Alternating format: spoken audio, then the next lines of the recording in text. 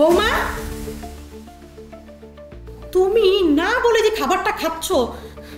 বৌমা, আমি এত কষ্ট করে মাছের মাথাটা রান্না করছি, তুমি এটা চুরি করে খাচ্ছ কেন? তোমার বাপ মা কি কোনো কিছু শেখায় নাই যে বাসার মধ্যে মুরব্বি থাকলে মুরব্বির কাছে কয়া খাইতে হয়? আম্মা মুখ সামলায় কথা বলেন, বাবা বানিয়ে কোনো কথা বলবেন না আম্মা, একদম বলে দিচ্ছি। চুপ করো তুমি। এটা কি তোমার বাবার বাসার থেকে আসছে যে তোমার কাছে আমার জিজ্ঞেস করতে হবে? কেন জিজ্ঞেস করতে হবে? হ্যাঁ, আমার স্বামী আমার জন্য আনে না কিছু? আমার স্বামী, এটি আমার পোলার রোজগার। কেন? আপনার পোলার রোজগার হলে কি সে আমার স্বামী না? আমি খেতে পারি না? আচ্ছা আপনি বলুন তো, আপনার বৌমা অসুস্থ, আপনার কি মনে হয় না একটু একটু ভালো মন্দ খাই? আচ্ছা তোমার এত খাই খাই করো কেন? এই অবস্থা কি এত খাইতে হয়? তুমি কি কিচ্ছু বুঝো না? আম্মা, আমাকে যদি না খাইতে দেন তাহলে আপনি খাবেন? এগুলো সব আপনার জন্য? হ্যাঁ আমিই খাবো।